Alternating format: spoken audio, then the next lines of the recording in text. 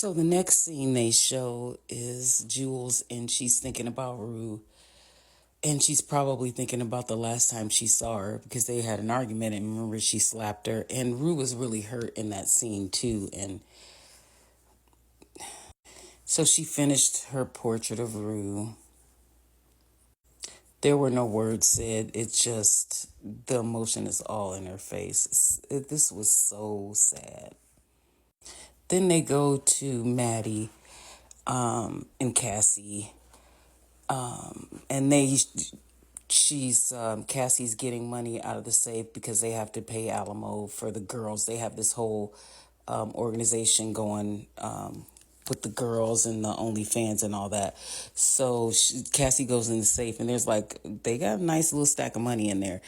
And Cassie she tells Maddie that it'll be easier if she pretends she likes Alamo.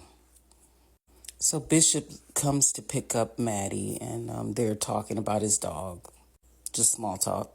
But Bishop says a little more to Maddie than he does to most people, it seems. So Lexi's talking to Cassie about the last time she saw Rue and how she felt guilty, just about the way things were left off. Cassie tries to reassure and says, Rue was a drug addict, and she said she knows. And then she asked her about the Bible because she said that Rue left a Bible on her couch, and she started reading it, and just how it was interesting, and that was just their talk. But she really felt bad about Rue. And I always forget that her and Rue were best friends. They were best friends. They were about the same age, and they grew up as best friends. Even though Rue was part of the whole friend group, they were besties. So I see why she's having a hard time. So Maddie shows up at the at Alamo's club, and Bishop is like guarding the door. That Maddie and Alamo relationship seems weird to me and a little uncomfortable. But yeah, they're in the room, and he's guarding the door. And then Allie walks in, and he locks the doors. And I'm like, oh, it's about to go down. He's dressed in his military outfit. It's got a duffel bag, so we know that sawed-off shotgun is in it. And might I add, Coleman Domingo, if he doesn't get an Emmy nomination for just this episode alone, I don't know what's happening, because he killed this episode. No pun intended. Alamo's talking about a future with him and Maddie, and I'm like, okay, whatever. He was like, I want the American dream, I want the white picket fence, blah, blah, blah. Ali comes in, and he's saying he wants to talk to the boss. Kitty gets G. And G instantly has an attitude with Ali, and he's like, who are you? How do you know about me? Or who's asking? Because he was asking for Alamo. He's like, who's asking? And Ali said me, and he's like, I don't know any me. So he instantly had an attitude. So while he's standing there being all badass, Ali has the sawed-off shotgun underneath the table, and then he cocks it, and the guy goes, and he said, have a seat or whatever, and he said, if you lie to me, I'm going to blow your balls off. So he asked him why Rue wasn't working there anymore and what happened to Rue, and he said she overdosed on, he said, what? And he said fentanyl. And so Ali said, who gave it to her? And he was like, I don't know. And he said, if you lie to me, and he said, if you lie to me, I'm going to blow your balls off. So he took, Ali had the bottle of pills that Rue had, and he slid it over the table. He said, look at this. And then he said, you lied to me. So then G gets up because he knows what he said. And then he tries to get his gun. But then Ali does exactly what he said he was going to do. And there goes G. So Alamo comes out because he hears all this. And Ali is like, yelling for him. And then he pulls Maddie in front of him as a shield. Oh, punk.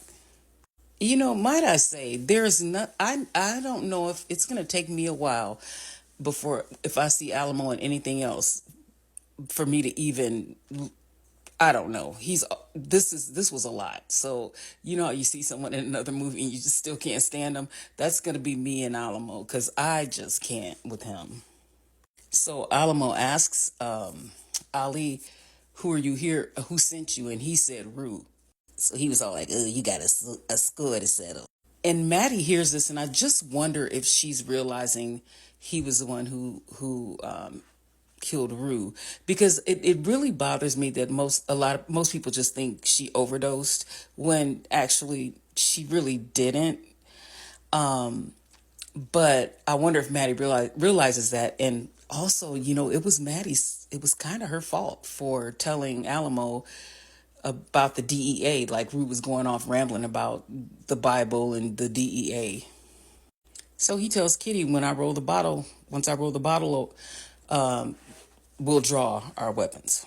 Of course, he was going to cheat, and he drew first and clicked, and there were no bullets in his gun. So Ali had the opportunity, and he let off the last 3 rounds that he had, and left one in the last one he got him in the head and said, "Just in case."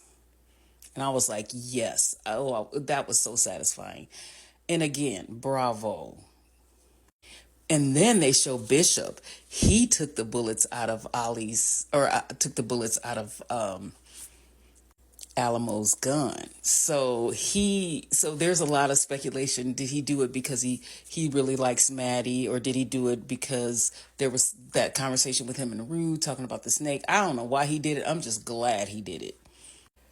Whew, okay, and then this scene, they show this house. And then I'm like, where's this? But then immediately I realized it's that house from the beginning when Rue was there and the little girl brought her some milk, gave her some fresh milk from the cow.